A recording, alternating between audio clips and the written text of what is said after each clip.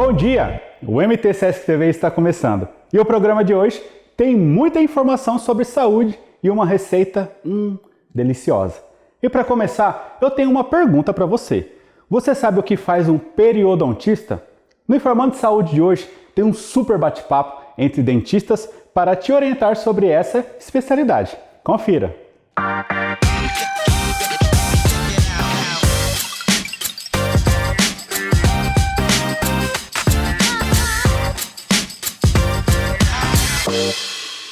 Olá, eu sou a Érica, sou dentista do Sesc e hoje nós vamos falar no programa Informando Saúde um pouquinho mais sobre gengivite e sobre a especialidade que trata esse assunto.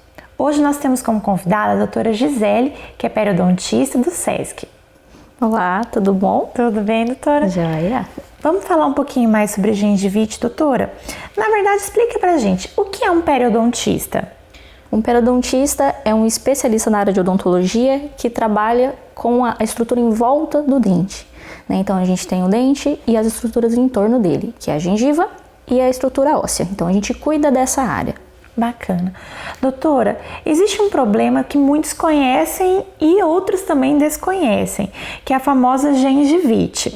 O que é gengivite? A gengivite é uma inflamação dessas estruturas no entorno do dente, ocasionada por alguns fatores.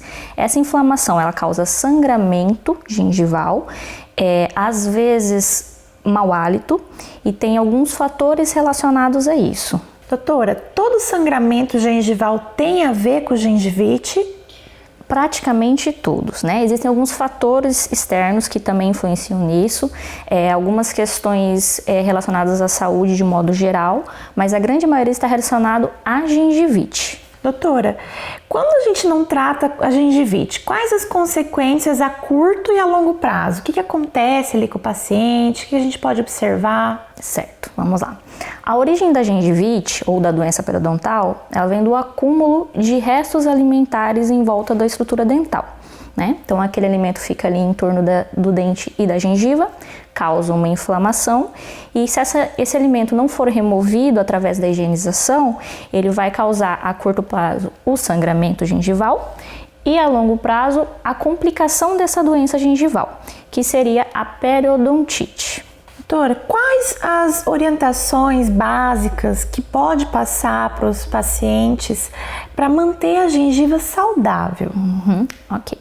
Gengiva saudável, a gente depende de uma boa higiene. Então, uso constante e diário de escova, fio dental e visitas regulares ao cirurgião dentista, clínico geral ou especialista que pode melhor orientar sobre cada caso. Doutora, a gente escuta muito gestantes falando que culturalmente é normal na gestação perder dente, é normal sangrar, é normal ficar com o dente amolecido. O que é normal, na verdade, o que é anormal? O que está sendo certo e o que está sendo errado? Certo. Existem sim alguns fatores hormonais que causam alterações na vida da gestante de modo geral. Na saúde bucal não seria diferente, Mas o principal hábito que influencia muito na saúde bucal é o hábito de se alimentar com muita frequência e não ter uma boa higiene, porque a gestante também sente bastante sono, Então se alimenta muito, higieniza pouco e isso vão surgindo alguns problemas, dentre eles a gengivite. Também doenças que acometem outras estruturas da boca. Então esse é o fator principal.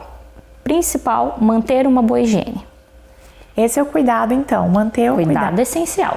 Sim, elas têm o aumento da progesterona, durante essa fase, que favorece, mas não por favorecer que tem que achar que isso é normal. Que é normal. Tem que procurar então um profissional clínico geral ou um periodontista para ver isso, Exatamente. A grávida pode então ir nesse período tranquilamente no especialista, sem medos, que a cultura muito coloca medo, Sim, pode e deve, o cuidado essencial, A boca não está separada do resto do organismo, então ela faz parte sim de uma boa condição de saúde para a mãe e para o bebê que está chegando, Uma das curiosidades que já está comprovado cientificamente é que a doença periodontal, a gengivite, é um dos fatores que pode influenciar em parto prematuro, por exemplo. Então, pensando na saúde do bebê, é essencial manter essa saúde bucal.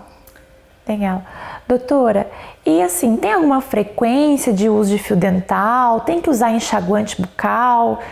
quantas vezes ao dia, ou vai depender de cada paciente, como ele foi avaliado, o nível de doença gengival que ele já tem ou não? Legal.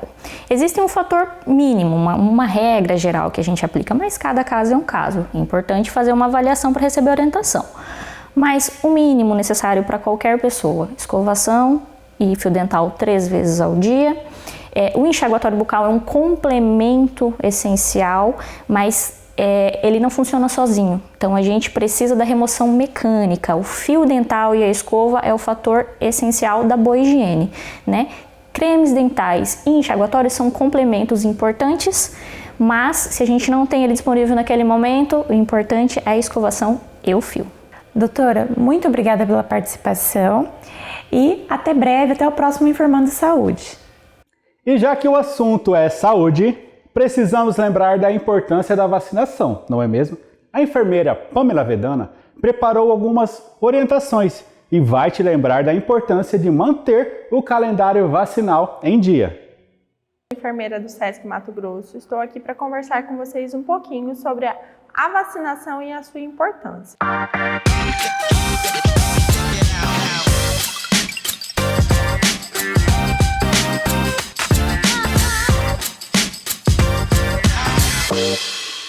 O Brasil possui um calendário de vacinação mais completo do mundo. Ele é gratuito e é um direito de todos nós. Vacinar é uma ação de prevenção e promoção à saúde coletiva, e a sua indicação deve ser respeitada, pois é a forma mais segura de prevenir contra as doenças graves. Como a vacinação ajuda o nosso sistema imunológico? Quando uma pessoa é infectada pela primeira vez por um antígeno, uma substância estranha no organismo, o sistema imunológico produz um anticorpo para combater aquele invasor. A produção não é feita em velocidade suficiente para prevenir que a doença exista, já que o sistema imunológico não conhece aquele invasor. Por isso, a pessoa fica doente. Se aquele organismo invadir o corpo novamente, o sistema imunológico vai produzir anticorpos em uma velocidade suficiente para evitar que a pessoa fique doente uma segunda vez. Essa proteção é chamada de imunidade.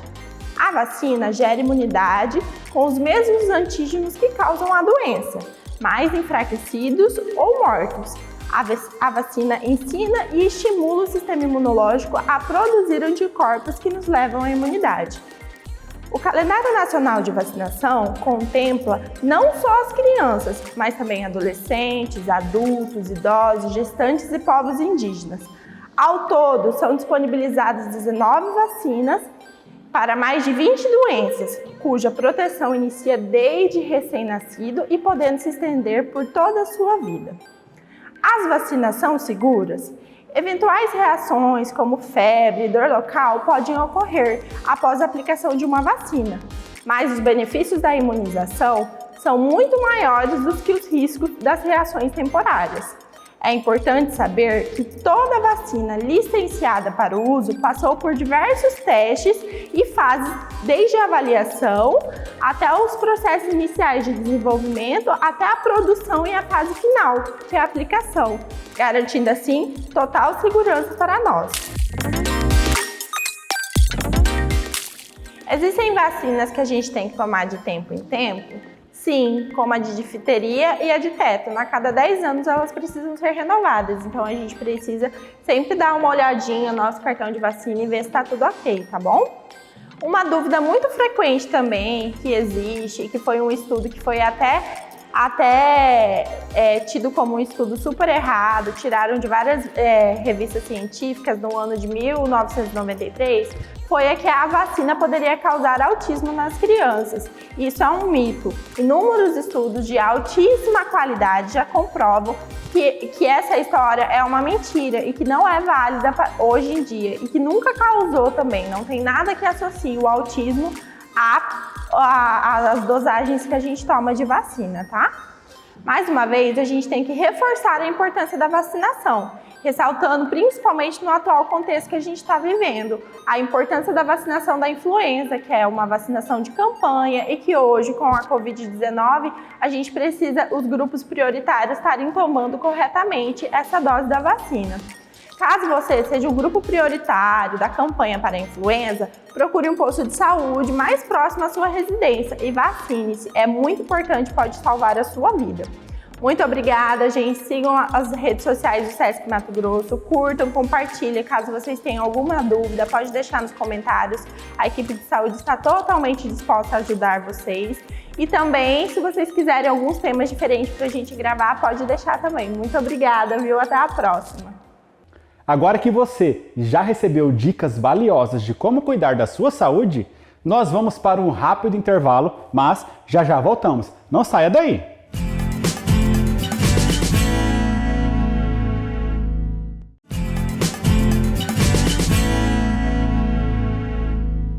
Estamos de volta e no segundo bloco do programa de hoje, o Sesc Mato Grosso te leva para conhecer uma cozinha diferente e um pouco distante. Localizado no Pantanal Mato Grossense, o restaurante Colhereiro prepara alimentos inspirados na culinária pantaneira. Confira! Meu nome é Felipe Fogaça, sou um dos chefes de cozinha aqui do Hotel Sesc Porto Cercado. A gente está agora no restaurante Colhereiro. Nesse restaurante, a nossa tipologia de serviço é do tipo buffet e aqui a gente tem todo um cuidado com a nossa gastronomia e isso parte também do princípio do uso dos ingredientes. E claro, não só evitar desperdícios, mas também como valorizar bastante a gastronomia local, né, a partir dos produtos que se usa muito aqui no Pantanal e no Mato Grosso. Seriam eles a mandioca, a carne seca, os peixes aqui da região, o baru. Então a gente dá muito valor em utilizar esses produtos nos nossos pratos também diariamente, para que o nosso hóspede ele possa não só vivenciar uma experiência quando ele vem para cá, mas também literalmente provar dessa experiência. Então isso é muito importante para nós aqui da cozinha que trabalhamos aqui no hotel. O Sesc Pantanal ele tem como um dos principais propósitos comprar e fomentar esse uso local de ingredientes, né? Não só a gente valorizar a gastronomia local, mas também o pequeno produtor. E isso faz toda uma diferença. O bauru que a gente usa aqui no restaurante é de um produtor que mora no entorno da cidade de Poconé, onde o Sesc Pantanal auxiliou ele também a desenvolver todo esse projeto de como ele deveria tratar a castanha, né, para ter uma renda própria e, claro, a gente também consome dele esse produto e deixa ao alcance do hóspede. Tudo isso é fundamental para que o hóspede ele vivencie essa nossa cultura, experimente ela e torne a experiência aqui no nosso hotel única, né, do ponto de vista gastronômico e também turista. Bom, aqui no nosso hotel a gente também acha interessante não somente manter a gastronomia local, mas também fazer um alcance muito maior, porque a gastronomia tem uma abrangência, como a gente sabe, né, mundial. Os pratos daqui acabam que sofrem essa, vamos dizer, globalização gastronômica e muitas vezes são alterados, mas utilizando-se do que é local. Por exemplo, a gente conhece o ceviche, sabe que é tradicional peruano, mas a gente também, além de fazer o ceviche com um peixe daqui, como o pintado, a gente também faz o ceviche com banana da terra, ou seja, agregando um outro ingrediente, agregando uma outra técnica e utilizando-se de vários conhecimentos das pessoas daqui e o nosso também para deixar isso ainda mais rico e proporcionar pratos diferenciados para o hóspede, mas com uma raiz bem local. Bom, parte dos ingredientes que a gente utiliza também aqui nas nossas preparações também vem aqui do hotel e isso é muito interessante porque a gente tem uma horta que cultiva diversos tipos de folhas, temperos, como cheiro verde, tomilho selvagem também, que é muito interessante, diversos tipos de hortaliças também, e tudo isso faz parte também para compor o nosso buffet. E não só compõe o buffet, também como compõe a experiência do hóspede. Ele pode visitar nossa horta, entender da onde que vem os produtos, como levar os filhos lá, e isso é muito legal assim, para a gente utilizar o que é da região, o que é local, o que é produzido pelo hotel também. Agora que você já conhece o chefe Felipe Fogaça e sabe um pouco de como funciona o restaurante Colhereiro, que tal aprender uma receita diferente para surpreender a família no almoço do final de semana? Fique agora com os sabores do Sesc.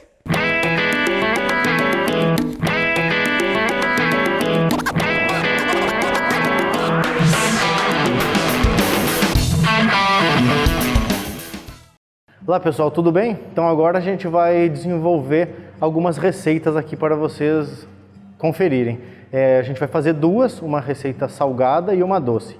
A salgada a gente vai fazer um sashimi de pintado, servido com uma salada, e a doce a gente vai servir um crepe feito com farinha de arroz e um doce típico furundu, que é um doce aqui da região. Depois eu vou falar um pouquinho sobre ele, tá bom? Então vamos lá. Para nossa receita de sashimi, a gente vai utilizar um filé de pintado e alguns outros ingredientes aqui para fazer o acompanhamento.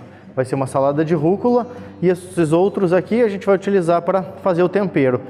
Sal, cebolinha, pimenta de cheiro, maracujá, a fruta mesmo, pimenta do reino preta, azeite, um pouco de coentro e uma goiaba. Então primeiro eu vou começar trabalhando o filé. Esse aqui é um filé de pintado, eu estou com ele bem fresco aqui. Eu vou começar, antes de cortar ele, dar uma limpada, que é tirar toda essa parte aqui de trás, que é um pouquinho mais gordurosa. Então, vamos lá, vou começar. Essa parte aqui não é interessante servir, ainda mais por o peixe estar meio cru. Como vocês podem ver aqui na minha faca, ela está ficando com a gordura do peixe, que é mais concentrada nessa parte aqui. Então por isso que é legal tirar, senão ela fica um pouquinho indigesto na boca, não fica muito legal consumir. Então por isso que eu estou tirando ela.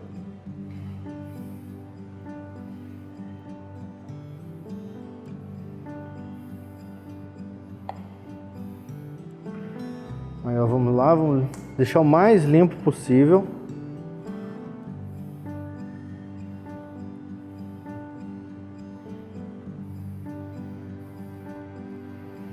Aí, ó, tá ótimo. Agora eu tiro essas pequenas rebarbas aqui da lateral também.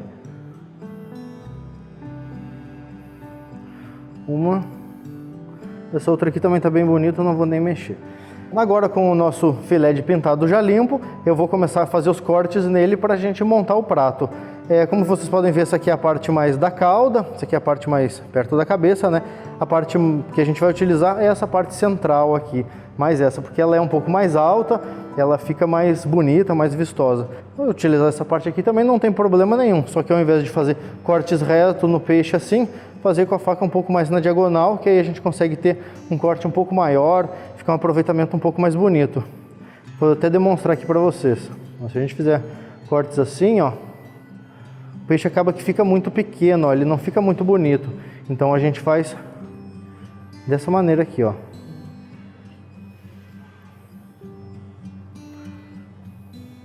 Olha a diferença, a gente já começa a ter um pedaço muito maior, ó, fica muito mais interessante assim.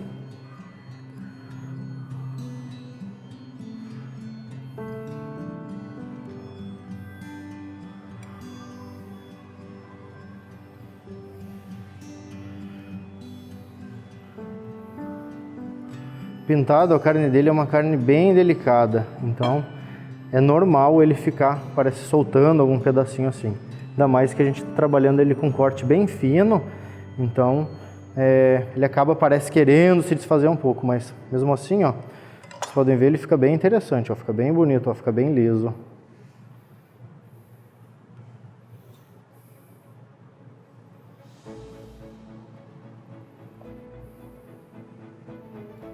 A faca também tem que estar muito afiada para fazer esse prato.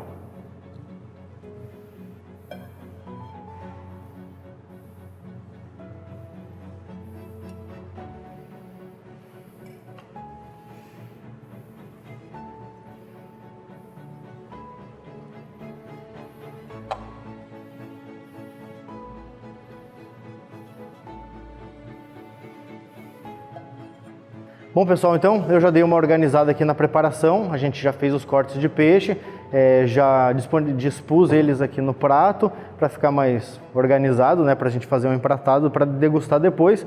Então agora vocês vão ver que os próximos passos aí são bem simples, praticamente pegando os ingredientes secundários, que são esses aqui que vocês viram, e trabalhando eles, e a gente compondo o prato aí para fazer a finalização, tá bom? Eu vou começar pegando o coentro aqui, vou dar uma repicada nele para ele ficar com uma textura mais delicada, menor.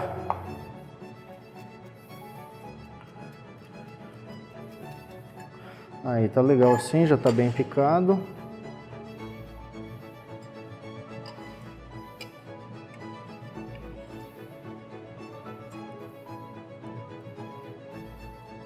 Pronto, agora eu vou picar um pouco da pimenta do reino.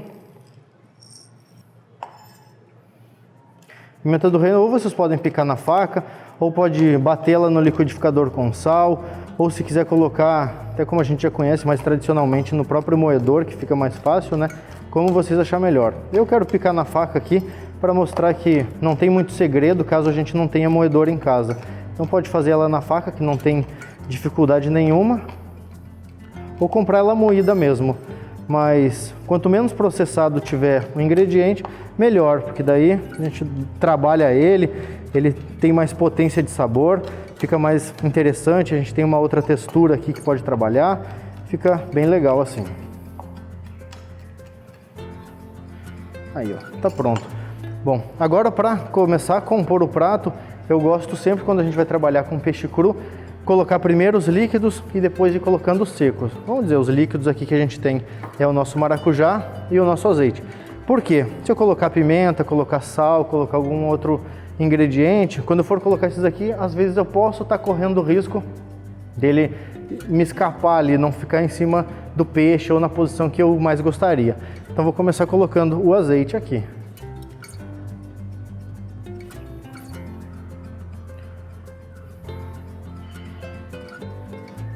A quantidade, eu diria que não tem uma quantidade exata de ingredientes que se coloque. Por exemplo, tem gente que gosta de mais pimenta, gosta de menos pimenta, enfim. Então aí acaba que fica mais a gosto de cada um. Vou colocar o maracujá agora para trazer um pouco de acidez no prato e sabor, obviamente. Fica muito interessante também. Aí, além de ter largado aqui em cima onde está mais concentrado o peixe, eu acho legal sempre pegar e dar uma encostada assim nos filés, ó, porque aí saboriza bem, fica bem legal. Bom, agora que eu coloquei o maracujá, vou passar por colocar um pouquinho de sal.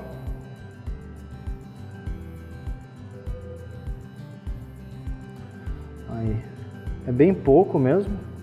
A gente quer preservar muito, é o sabor mais do peixe, é o natural. Um pouquinho da pimenta do reino que a gente picou.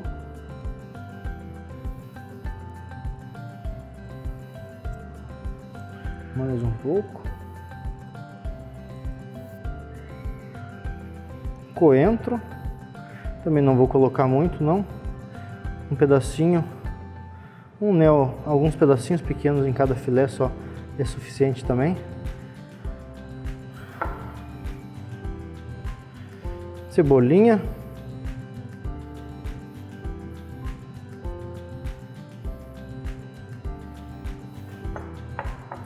Agora eu vou trabalhar a pimenta de cheiro. Todas as pimentas, elas são compostas por essas sementes no meio dela. Se vocês não quiserem potência da pimenta, tirem essas sementes aqui.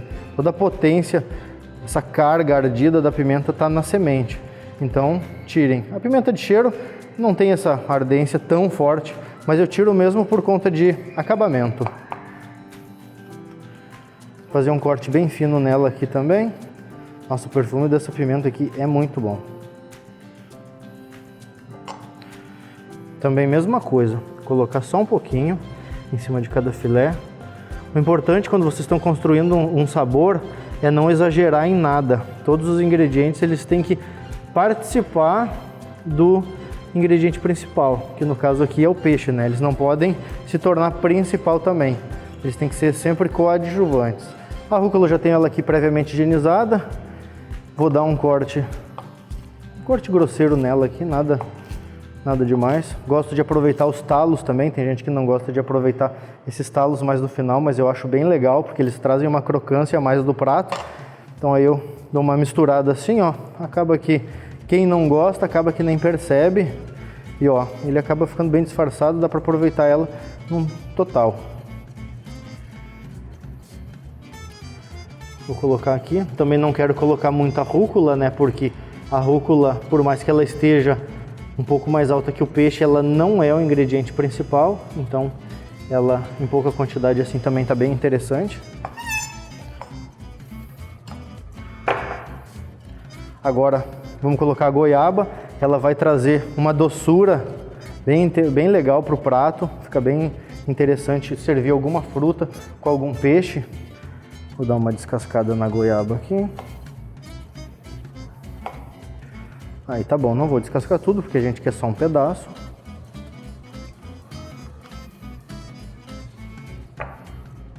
A goiaba também é a mesma coisa. Essas sementinhas aqui tem pessoas que não gostam de comer, acham muito dura, não gostam de mastigar.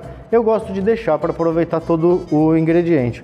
Mas aqui, como eu não estou cozinhando para mim somente, né? Então eu vou tirar ela. Aí é só pegar uma colher e raspando aqui, tentando tirar o mínimo possível da polpa, tirar só a semente, para a gente não desperdiçar o ingrediente. Temos aqui a nossa goiaba. Aí agora vou cortar ela, vou fazer uma pétala dela, não vou cortar pequena não. Para dar um acabamento mais bonito, vou cortar até mais uma vez no meio aqui esse pedaço.